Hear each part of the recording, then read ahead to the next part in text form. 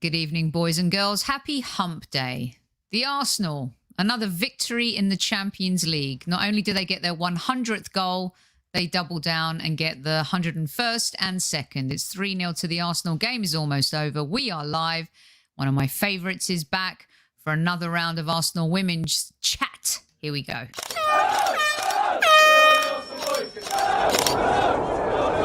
Mind the gap between the train and the platform. Please stand clear of the discussion doors. The next stop is Highbury Squad.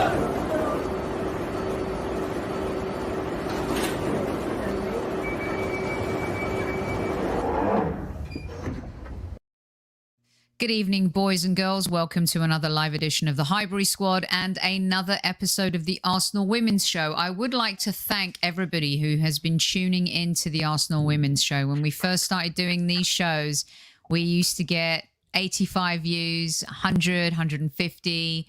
And I think you guys can see the type of views that we get for our regular shows. But the last show that Demian and I did together has had 1,400, which on our channel for a women's show is really huge. So thank you to everyone who has been tuning in, because we're going to be doing a lot more of these. And welcome back, the man himself, Mr. Demian Arriaga. Thank you very much, my friend. How are you? Boom, boom, boom. I'm good. Squatty, all that. Other than cutting my own hair, I'm pretty good. I bodged it. Oh, look at yours. Look at this. I have a Kramer meets Kid and Play. I don't know if it's Kid or Play, but it's going somewhere. I don't. When I was growing up, House Party was the movie of all movies. Oh yeah. The Kid and Play House Party movie was everything. Yeah. And also when you mention Kramer, I just want to do this. Jerry. Yes, I'm expecting somebody to walk in from that door and do something crazy. But the best Seinfeld episode where he cracked me up was the one where they took the bet on who would crack. You know, are we allowed to use the word? I think everyone knows. Anyway, I actually have not watched that show. Really? That episode. I watched very few Seinfeld episodes. Yeah, I'm an anomaly.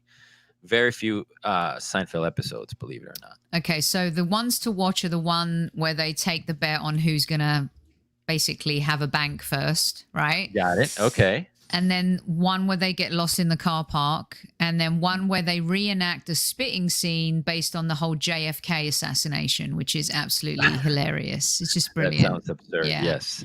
Mr. Bungle's asking, what's cooking, Demian?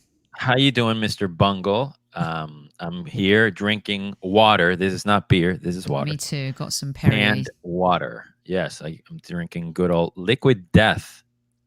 Oh. Not plugging them in. I make no money from this, but it's fantastic. And for those of you like me that are sober, that don't drink beer, this looks like beer and people will leave you alone. Nobody's going to make a silly comment about like, why are you not drinking beer, man? Drinking. Yeah.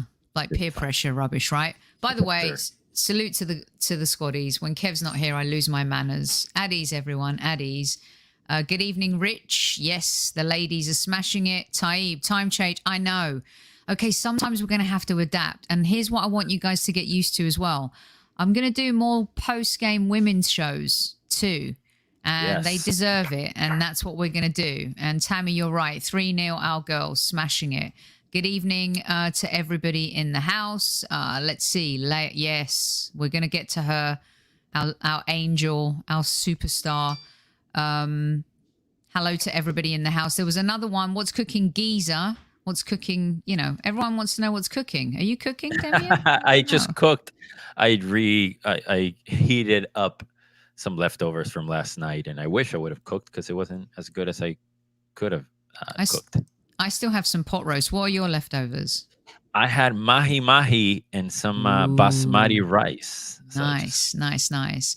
Rich says, welcome, Demian. Brilliant guest. I completely agree. Greetings from Universal Greek and everybody. Thank you. Come on, Taib.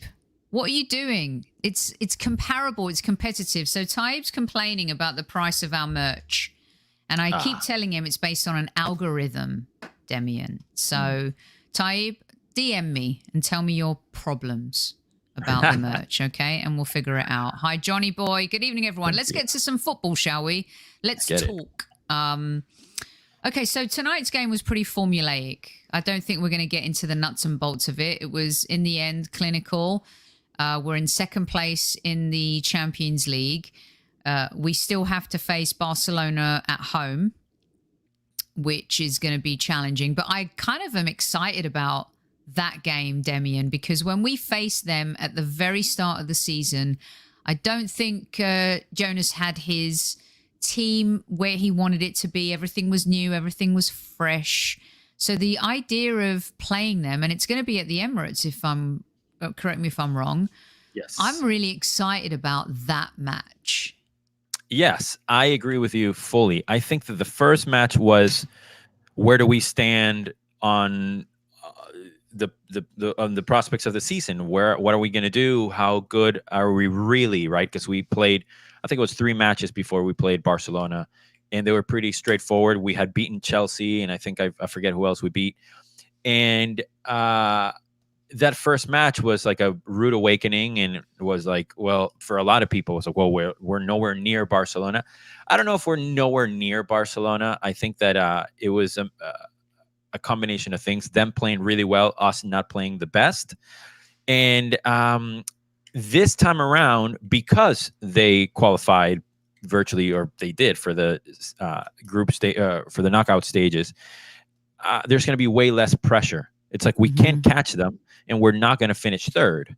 So it's going to be more of a relaxed, let's just play, let's enjoy our football, you have nothing to lose type of situation. Of course, there might be some knockout round implications as far as who we face and all that, and seeding and all that stuff. But overall, I'm really excited. Instead of being nervous as the first match, this game, I'm like, all right, let's see what happens. I don't care really about the result as much as how we face them and the attitude at the match more than the result itself. And we know they're so talented. They're so loaded. They're an incredible team. And I think that's going to tell us a lot about this Arsenal squad. And, you know, now we're facing an injury, and I will get to that because we're going to switch gears. Is there anything else that you saw in the Champions League game tonight? Because I kind of want to loop it into what's happened with Leah, right? I was really, granted, this is a team that is new to the Champions League. Their goal was to qualify for Champions League. I think they've done themselves proud. I think they've put their best foot forward. They've made it tough at times, but in the end, quality always shines and shows. But with Leah's injury, when you see Moy and Beattie playing together at the back, Demian, and we've got Manchester United to come, we've got the FA Cup final to come. To me, this seems like a good combination. And of course, I think Moy can step in Leah's absence. Talk me through that a little bit, because the hamstring injury is going to keep her out of the game for a while. It's a huge blow considering the season that she's had. And of course, one of the most beloved Arsenal players for so many reasons. Talk me through that a little bit, because I think between this one, you know, and Moy, I think we've got it covered. Yes, I think also to pay respects to a player that we rarely mention because she's been injured, who is Vicky Schneiderbeck, Austrian defender, who's outstanding. And for a while, a couple of seasons ago, I was preferring her over Jen Beattie even, just because of what I saw on the pitch. So I'm not worried. I'm not too worried about, of course, I'm worried about Leah being injured. I feel bad for her. I hope that she recovers, what that means for the English national team as well. But I think that the gap between a Leah Williamson and a Wubben Moy or the other players isn't as wide or chasmic as we're led to believe to a degree. Yes, she's having an amazing season, but so is Wubben Moy, and so are the players that are coming in. And I more than the sort of central defenders being outstanding, period, and we have a few We have three with Leah Williamson, of course, like you said, Wubben Moy and Vicky Schneiderbeck and Jen Beattie. We also have outstanding fullbacks. We have Steph Catley, who's world class. Obviously, Katie McCabe can play there. And on the right, we have Noel Maritz. And then we have, of course, Anna Patton. That is... and Sorensen, no? I mean, Patton... Yeah. I mean, Patton is amazing. Nikita Paris can play there if we need it, you know. So I'm nowhere near as worried as it could have been maybe 2 or 3 seasons ago if some of the other players would have gotten injured. Of course, I'm gutted. I'm sure I think she's stellar. I think she's among the best defenders on the planet, maybe top 4, top 5. And of course, we're going to miss her like we would miss anybody that important, or any team would miss a player of that caliber. But I'm not worried about who's stepping in.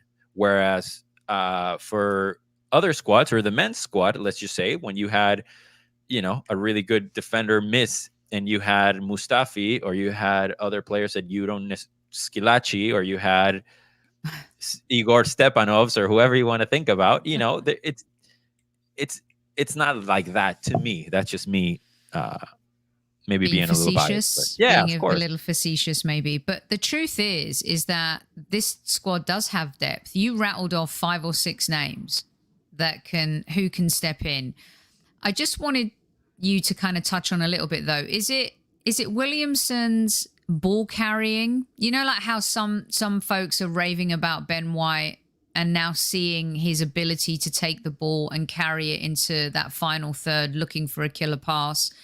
You know, England are going to miss her too in the World Cup qualifiers. And of course, in Steph Houghton's absence, she's also been captaining the England team. So now England are going to have to kind of scramble and figure out what they have to do. But between Ellen White and Millie and Lucy Bronze, I think they have options there in terms of a captain. But for the Arsenal, she does have some intangibles.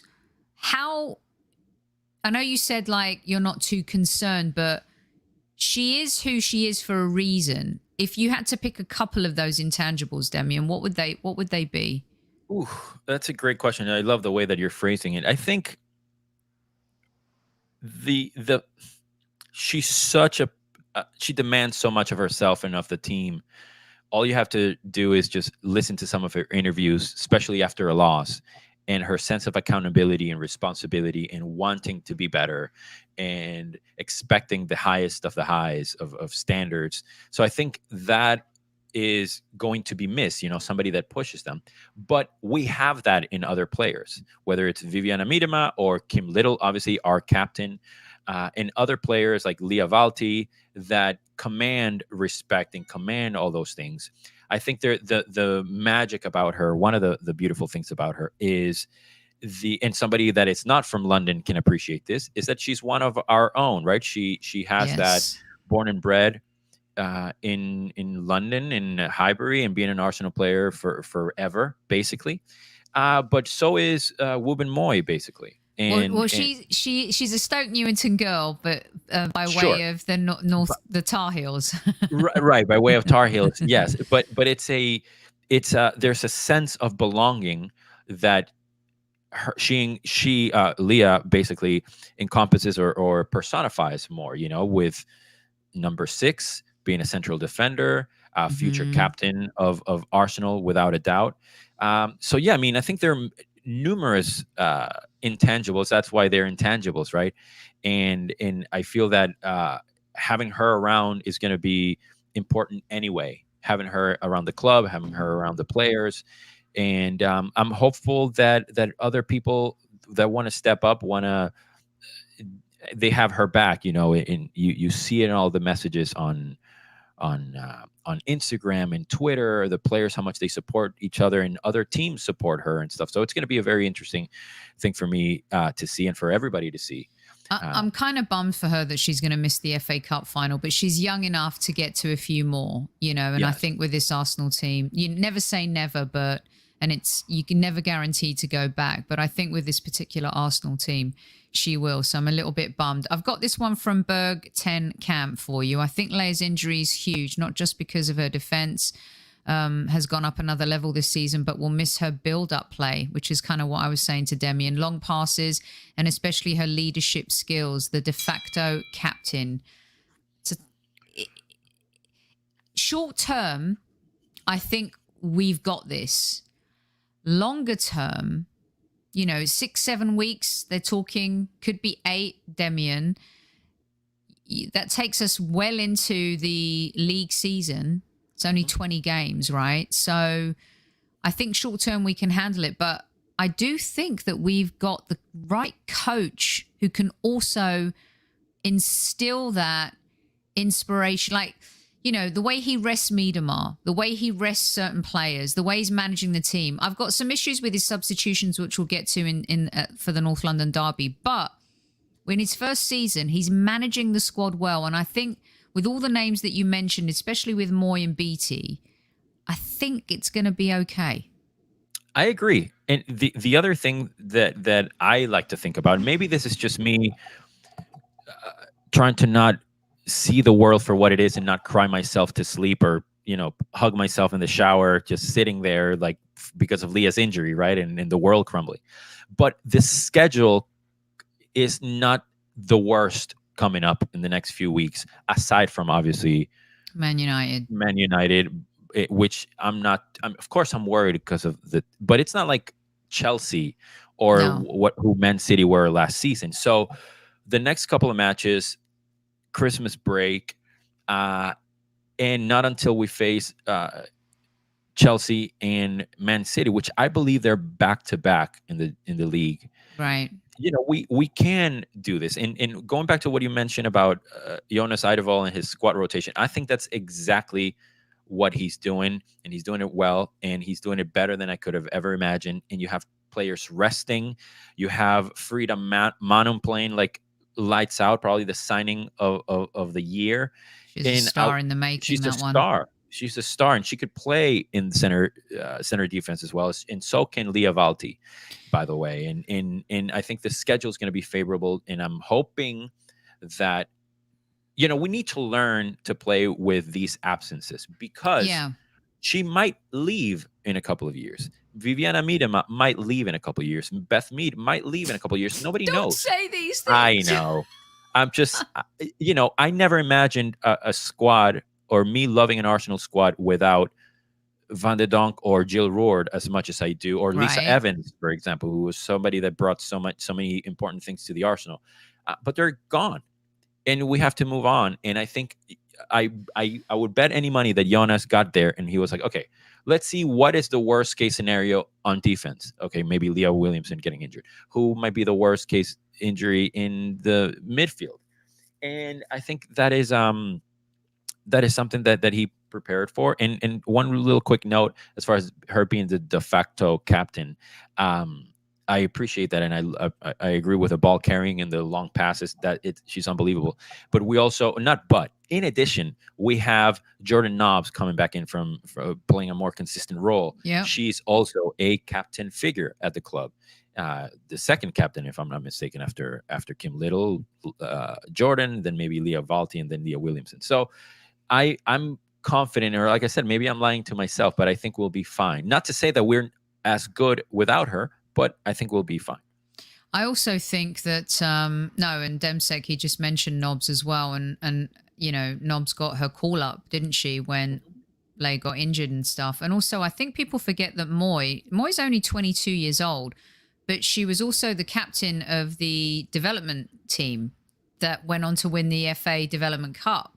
So there are leaders in this squad, right? There are leaders who can do the job. Rich says it's a valuable experience playing against a disciplined team. We have to adapt, but we are looking good despite a major injury, which I'm going to switch gears now, because a lot of people in chat, Demian, are saying the way the Danish team set up was very similar to Tottenham. And as much as we dislike Tottenham, I'll use that as a friendly word instead of using the word loathe. They were so disciplined. You could see their banks. You could see the way. I love that in a way, when you can see the discipline of a team when they're lining up in their banks of, 4 and whatever it is. And Tottenham, credit to them, they were down 5-0 at halftime last season against us. And they really played with so much tenacity and discipline. They were well organized. They knew exactly how to try and suffocate us. We weren't able to penetrate through the middle. We had no kind of depth in especially, in that first half.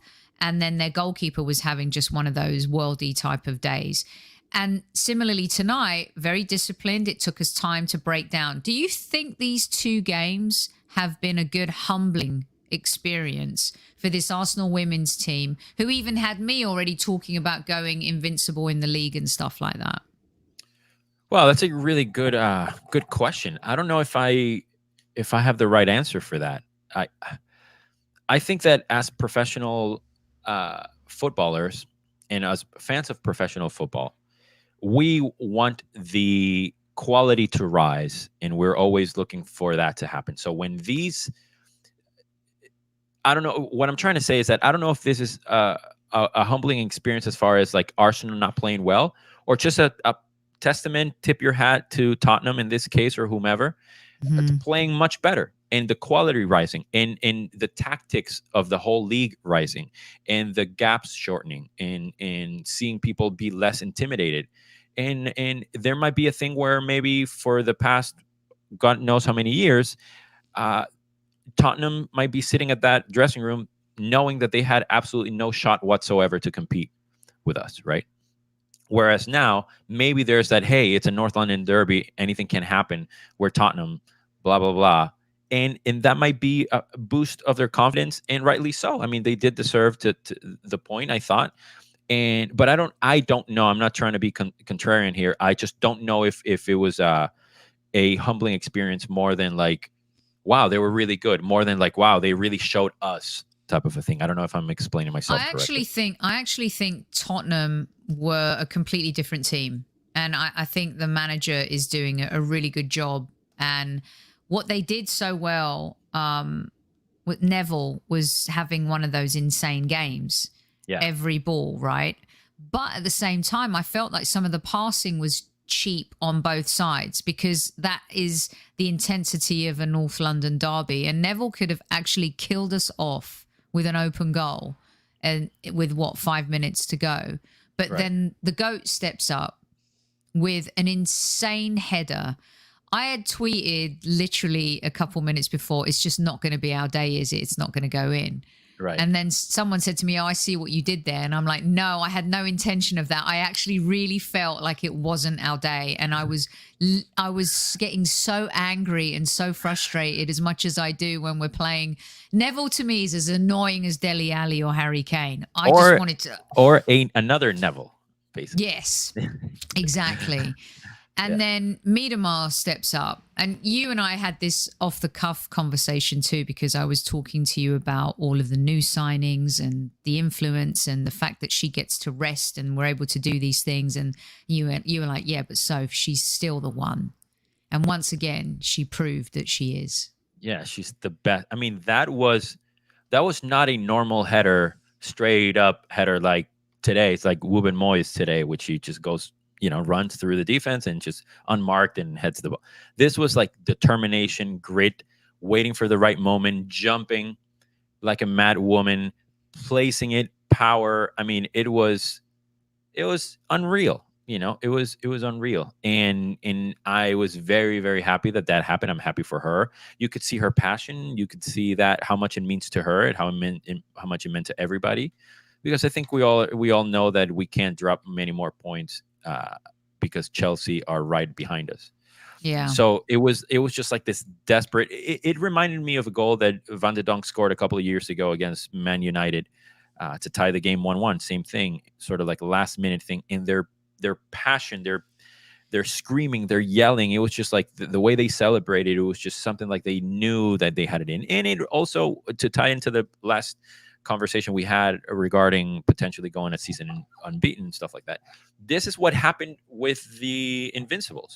I was there watching. Mm-hmm. Sometimes I was listening to it because of my internet, and I was like, I know we're gonna tie it. We're not gonna lose a game. We're not gonna lose a game. We're not gonna lose it, or this game. And she stepped up. So I love the vibe that I'm getting. I love the grit, the determination, and if we're playing these teams that are all very, very organized, and we're still able to maybe get a point here and there, or like today, 3 points, or the previous week against I forget how they're pronouncing their names today. Koji. Koji. It's like No, Kuya. Koji beef. Kuya. Yeah, Koji Either beef. way, they did themselves proud. They were very well organized, and I agree with you. The goal from Miedemar was top class. And Demsek, you're right. Nice. So Demsek and I and Virginia were going back and forth during the Tottenham game, and he was saying, "Oh God," he was getting all frustrated. He goes, "This reminds me of one of those Arsene Wenger games where we dominate the ball, we dominate possession, we take all the chances, and we're going to get punished." And I said, "Don't you worry. Once one goal goes in, the floodgates will open." Sure. And lo and behold, Tottenham scored, of course, and sent shockwaves. By the way, how wonderful was it to see that there were more Arsenal supporters than Tottenham supporters at that game? That was brilliant. The other day. That was brilliant, wasn't it? Yes. All right, let's move on a little bit. So North London derby, disappointing nonetheless. We expect to win those games. Luckily, we didn't lose. We were able to garner a point out of it.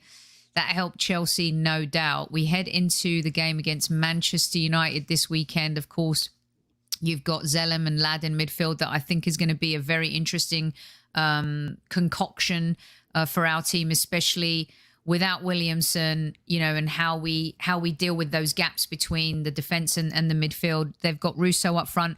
Talk to me about any concerns you have. United are coming off a draw. Then they're fifth in the league right now, Demian. What do you see as the danger for us, or how do you see this game? I haven't really been following Man United too much this season, but the one player that I think is among the best in the world, who's Jackie Grunen, or Shaki Gruna. She's not playing, from what I understand. I believe she's injured. Yes. And that is a massive blow for them, which, sad to say, is a very potentially advantageous thing for us, because I think Jackie is the one that keeps that team. I think she's the heartbeat of that team, personally. Maybe, again, because I love Dutch football and I'm super biased. But I think it'll be really interesting to see the mentality going into this match without Leah, like you said.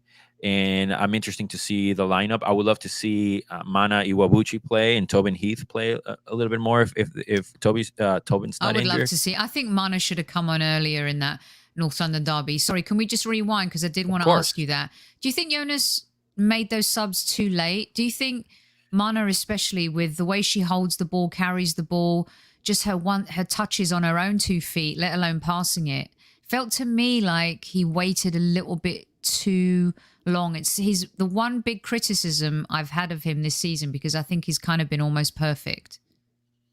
I love talking about football with you, because we agree on so many things, and sometimes it seems like we agree fully, and the way you post things is so challenging and so insightful and thought-provoking that I'm like, am I walking into a trap? No. In a good way. No, I don't mean that in a bad way, because it makes me think. So I would have loved to see Mana before, because I love Mana in general, not because I think he should have changed or he wasn't doing something right, because the same person that I trust I trust him to do the right changes at the right time. But I agree with you in the sense that, yes, I would have liked changes to come in earlier, especially Iwabuchi, for sure, because I think I still believe that she has a massive role to play this season, whether it's 1 or 2 magic goals, a magic pass. I mean, she scored freak goals this season, and some of her passes have been insane. So I truly believe that there's something for her this season, and I'm hoping that if it's not on the super important games, obviously they're all important, but if it's not in a Champions League thing against Barcelona or an FA Cup final, we need her to be that in other games that are equally as important, because when you look back at the end of the day, or the end of the season, all points are equal. So we need that as well. I think with the Champions League, and we're going to progress in that, there's still so many games to play in the league. We've got the FA Cup coming up. I think she's going to have a role to play. There's no doubt about that. And like we said at the top of the show, he's so good at the timing of resting players, when to play them, when not. So you were talking about wanting to see her against Man United. We rested key players tonight again. We have the ability to do that with the depth of our squad. Brilliant transfer window ahead of the season, Demian. Who would you like to see play other than Mana that maybe you haven't, or who has been rested? Is Tobin good to go against her old club? Is this going to be a game where she can come into? Is she fit enough, do you think, to play? I am not sure. I haven't read anything about her being not fit enough to play. I would love to see Tobin. I think Tobin is, world class, and I sometimes I'd rather see her play, or I'd rather see her get some more minutes than Caitlin Ford, for example, because we know what Caitlin Ford does. I know Ford she's money. got that 100th goal tonight, so she's unbelievable. So we know what we get, and she can be rested as well. I would love to see Tobin play more.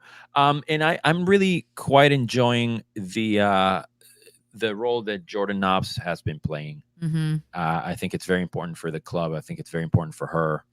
And I just would like to see her more involved. So maybe there's a combination of her and Mana that we could play or play in tandem. And of course, it's hard for me to not want to see Beth play as much, but I think that she can get rested here and there. But she's a Man United fan, so she might really enjoy playing against Man United. So we'll see. I don't know. I think it would be a surprise, or should I say shock, if we didn't get a result against them. I'm expecting a convincing result against them. Another team that's maybe in a transitional period, Demian. Chelsea are good. Tottenham have excelled this season beyond, I think, what anyone was actually thinking they would do, considering where they were last season. So for me, going into this game, I would like to see a convincing win. I'd like us to be a bit more commanding than we have been in our last two games, despite the fact that, yes, we've kind of trounced the Danish team in the Champions League, but it took us a while to get there. It took us a while to penetrate, to break their walls down. And as we know, the quality in the WSL is going to be a lot different. So what are your expectations if you had to make some predictions against Manchester United this weekend?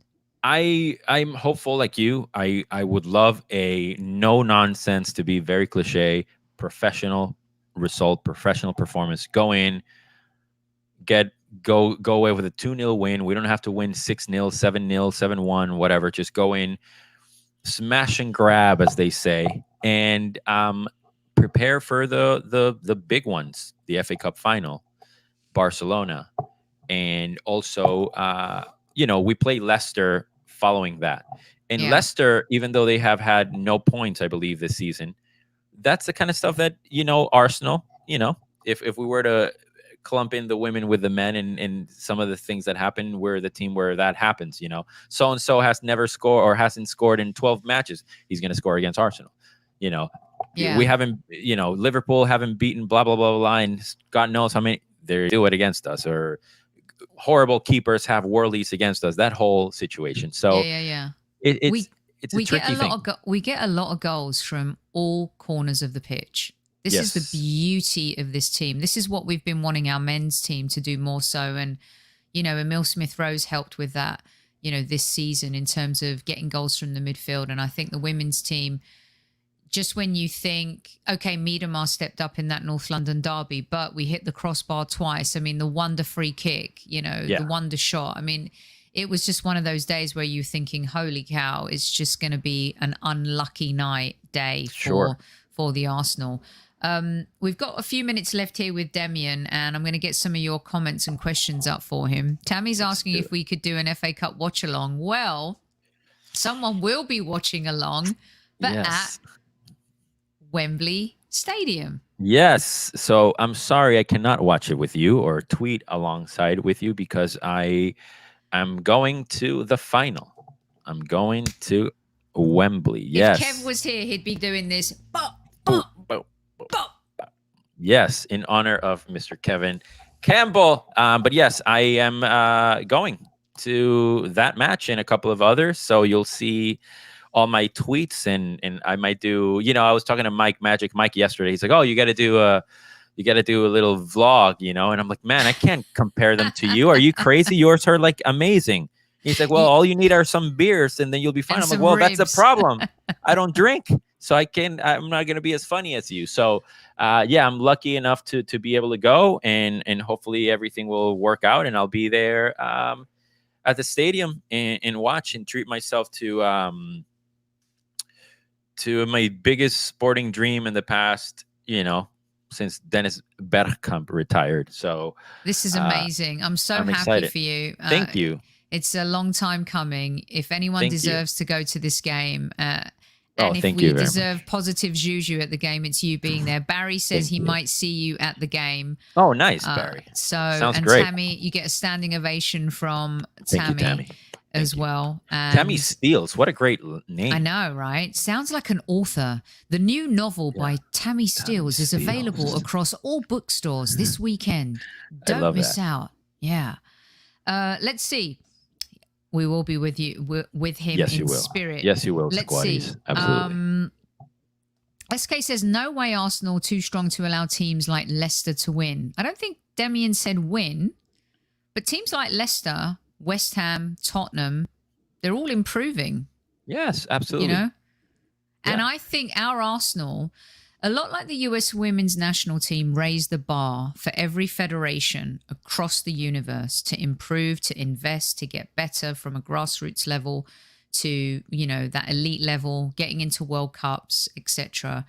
I think teams like the Arsenal, Manchester City, Chelsea, Lyon, Barcelona, Bayern Munich have done the same for the women's domestic game in Europe.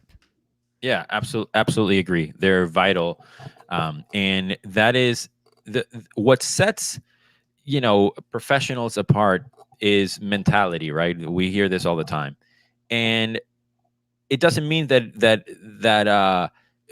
the winning team or the team we love is the only professional one. So if we play against Leicester that might be weak, they might be uber disciplined that day. We might get the bad rub of the green, or however you say that, and they might win, they might beat us. Any team can beat any team, as we know, and we've seen absurd results in world football before, and they might pull a Greece on us, they might pull a Portugal on us. Who knows? I hope not. Absolutely hope not, but it can happen because we're not in this league where we just run away with a championship, period.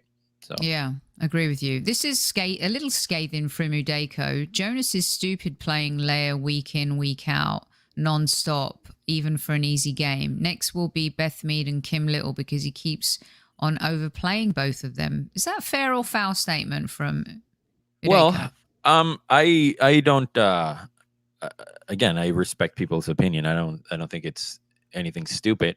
And I don't know how much you've been following, but Kim Little and Beth Mead have been rested in recent games. You don't have to go too far back to know that they have gotten some rest. So maybe they could be rested more, but also that's why he's on the dugout and we're here on a computer talking.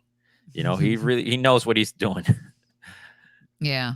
Yeah, I think he does. Rich wants you to enjoy the final. Thank you, Richard. Camp says he can't remember the last time he wanted to win a game more than the final against Chelsea. Same, brother. Come on, 2017, Same. And of course the Arteta final too. Oh yeah, the Arteta final, of course. The Arsenal have a lot of good juju when it comes to playing Chelsea in FA Cup. So let's hope that it rubs off on the women's team too. Here you go. Here's a question from Ekomu. Do you think the next 10 to 15 years, the WSL and women's football club level will be as big as the EPL in terms of revenue?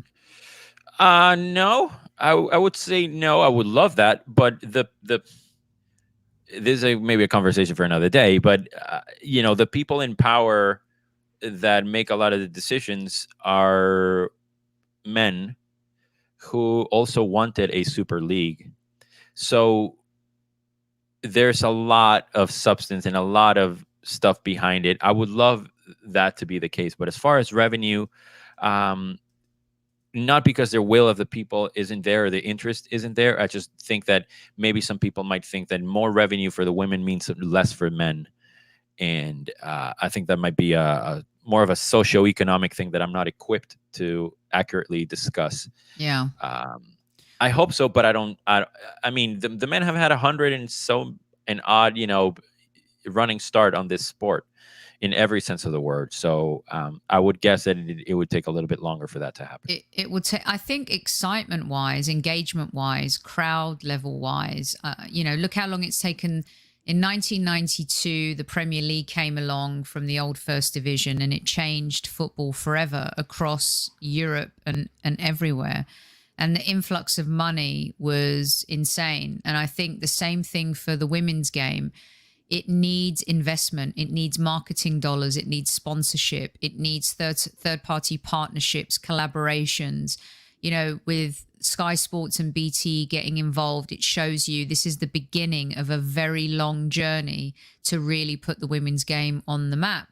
Now, bums on seats is really important too. Game day revenue is fundamental. We all saw how that hurt Premier League teams during COVID when there were no fans in stadia. That was crippling for many clubs. So for the women's game, it's a combination of a few of those things. So the business model is strong. The infrastructure is there now. And as long as the partnerships and the sponsorships continue to flourish and fans go to the matches, and when there are big games, you take it in baby steps. Don't go playing the Emirates every week, but Right. do so when Barcelona come into town. Do so when it's a North London derby.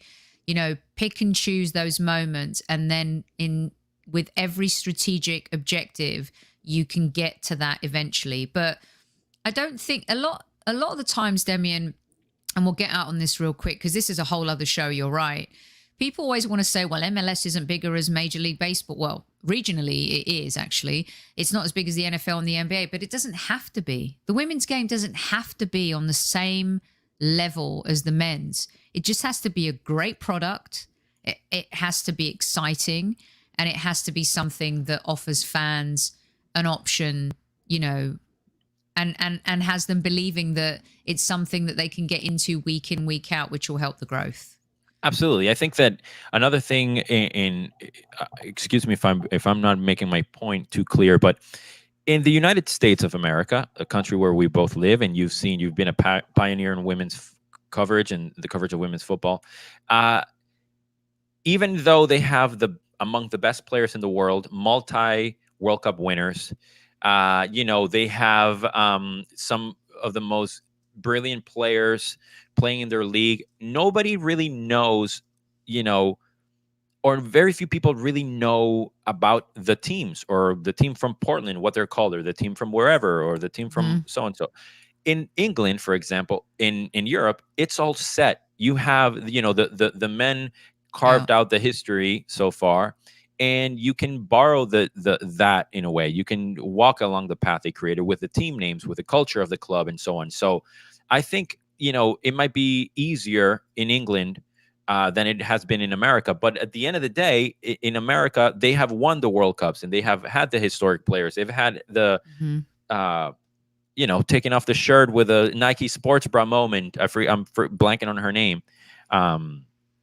And are you talking about the US, the US Women's World Cup team? Yeah, the penalty shootout. In Chastain, maybe. I think Brandy Chastain. Brandy Chastain, right? So if they have done all these things, and the sport is, of course, it's respected by the fans, but it's not mainstream, is what I'm trying to say. It's not like you sit down at a Chili's and you see somebody with a shirt on, and you're like, oh, that's the team from Michigan, whatever. No, in England, it does happen. You can see somebody with the same kit as Arsenal or Tottenham or, Man United or whomever, second division teams or whatnot. So it's built-in branding, which helps. Yes, it's built-in branding. So I am hopeful.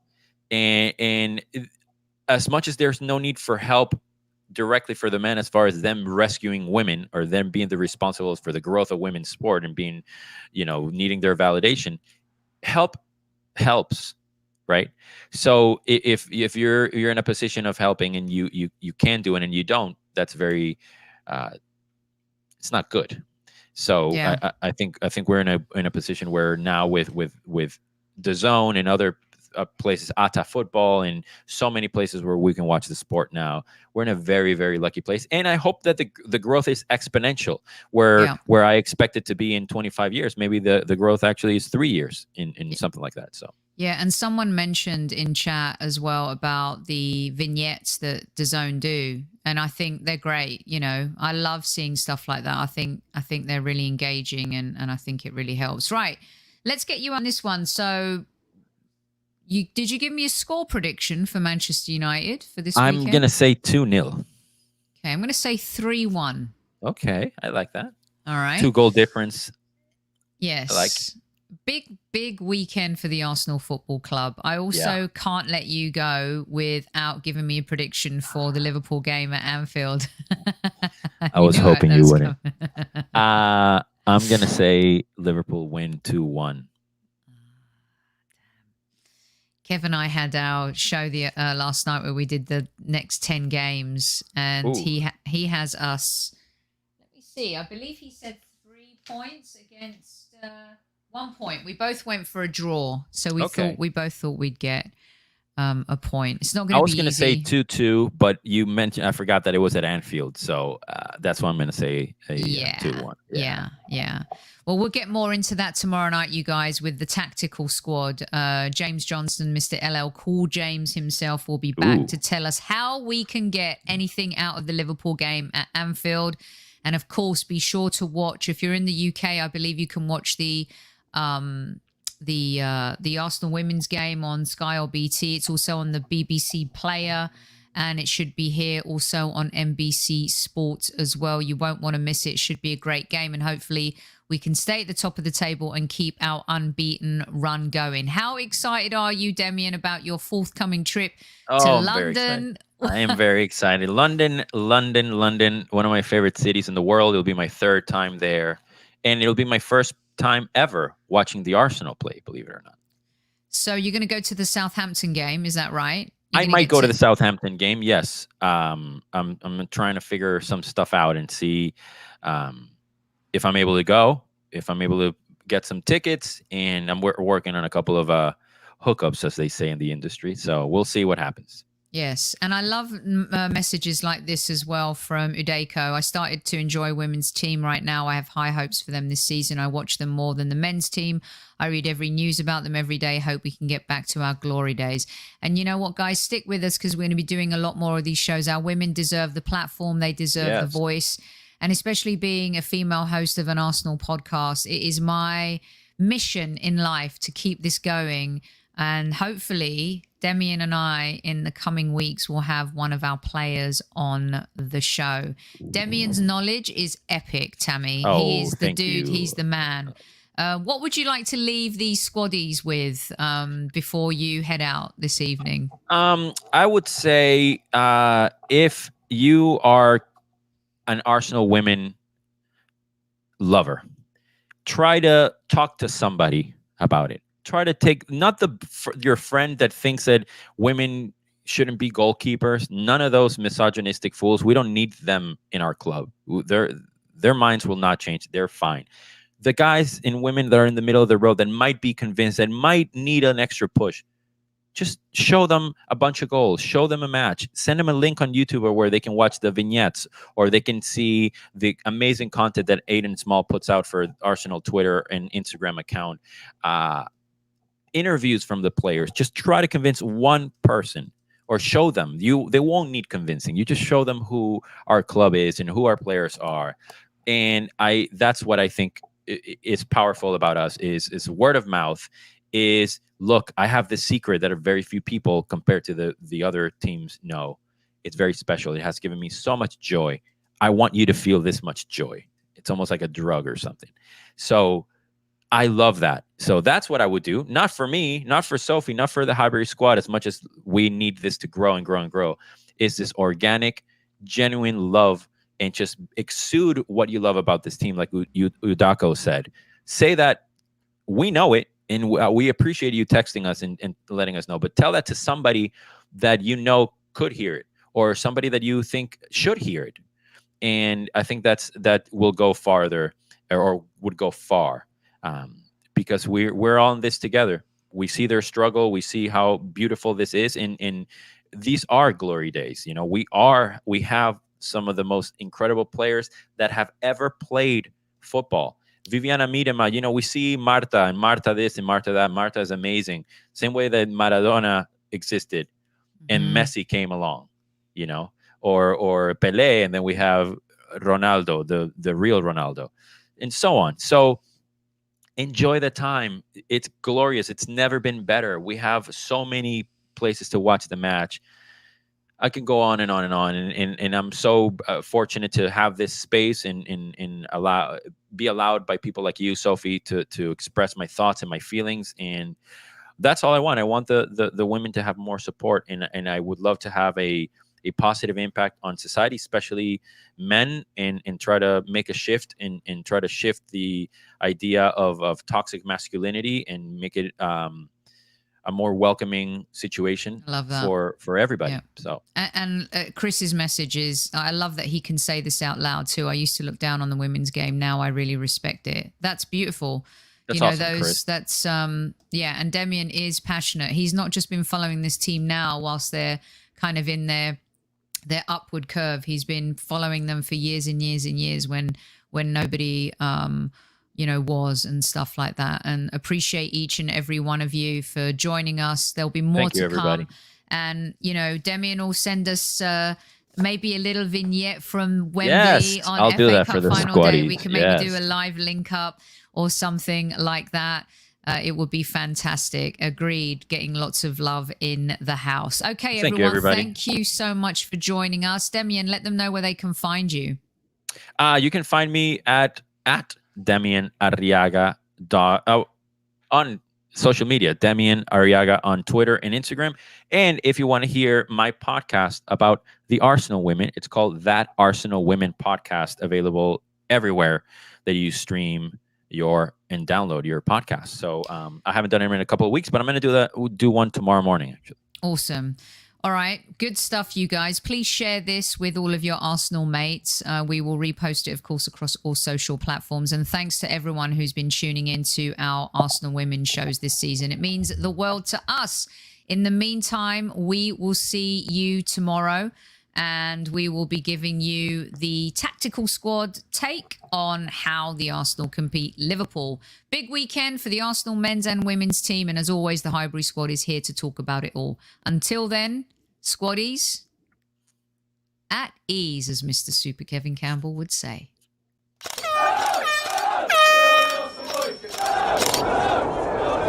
Mind the gap between the train and the platform. Please stand clear of the discussion doors. The next stop is Highbury Squad.